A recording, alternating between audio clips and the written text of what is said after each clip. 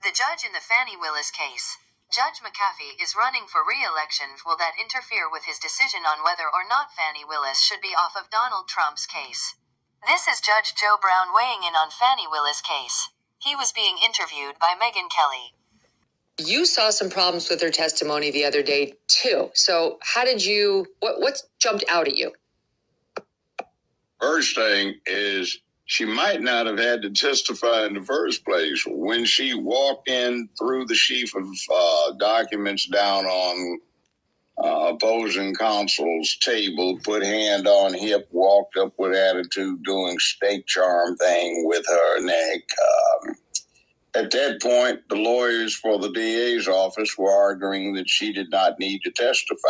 She decided to override those lawyers. And one important aspect of this case is she was not on trial. She was merely being a witness at that point. And then she put herself into a position where you have the spectacle of the chief prosecuting officer for a major American city, Atlanta, needing to take the Fifth Amendment. So, one of the things that's interesting is that she had given evidence that there was a tax lien on her home. Now, to clear those up, you have to deal with some affidavits and satisfy IRS that you should be placed on an installment payment plan, all right? Then she's talking about she's got $15,000 in cash in the house. Then we have all of these cash transactions that should have been receipted and recorded. They weren't. You have the 501k she talked about she got out, and she used that for campaign purposes, but that was taxable income once she removed it from the account. She didn't report that. So we've got a real live mess going on here in terms of tax fraud, tax evasion, and that kind of thing. We've got a specter of money laundering here that raises itself. We have a number of issues that she brought out. Nobody had developed them before, that actually, ironically, put her under the spotlight that comes from the Georgia RICO statutes that she's proceeding against Mr. Trump under. So my, you get on the stand and you were prosecuting somebody and you blurt out stuff that under oath, recorded, everybody looking, it makes you look like you need to be prosecuted for the same statute. Now, on the thing that people are getting sidetracked on, well, she had this affair, it just happened, they ran into each other on the job. No, she had this affair going before he got brought in as a special prosecutor. Well, it really doesn't make any difference, because if she was dealing with him before he got appointed, she should have approached the judge in camera and advised him of his or her ethical conflict.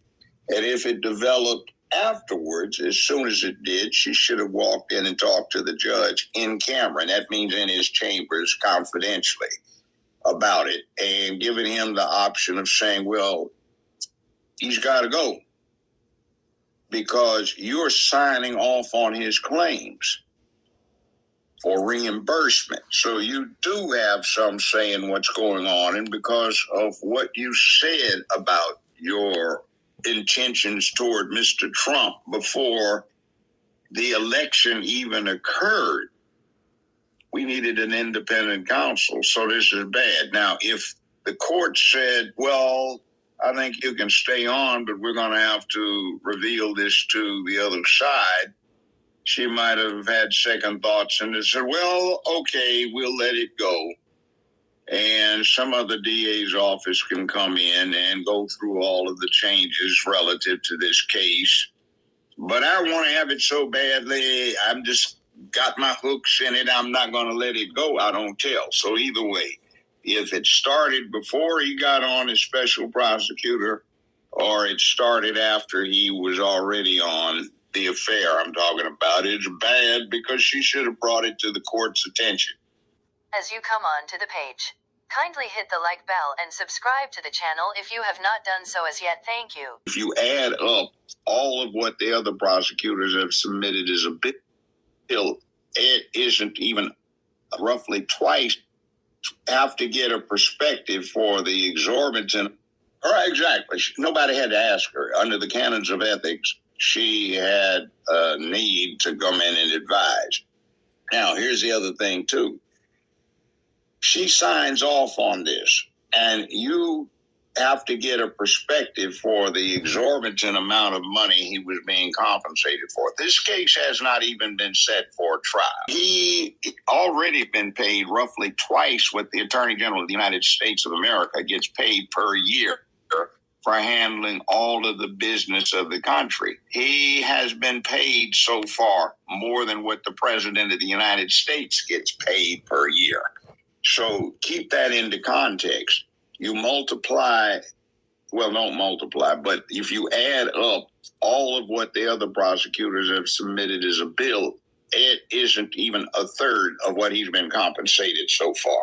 And this thing has not even had any hearings on it in essence that are of significance. So we've got a potentially enormous bill that the state of Georgia, the county of Fulton, that means Atlanta, the people that live there are going to have to foot because, look, out of the same fund, you have to pay other attorneys who've been appointed when there's a conflict and say the public defender's office cannot be appointed. And see, you have to keep in context. She is not on trial at this point, though she might wind up in that condition. But this is a hearing to determine whether or not the Fulton County DA's office is removed from the case and another office is appointed. Now, the practical matter that everybody in America is concerned with is this going to go to trial or be set for trial before the election or after the election? As you leave the page, kindly hit the like bell and subscribe to the channel if you have not done so as yet. Thank you for watching.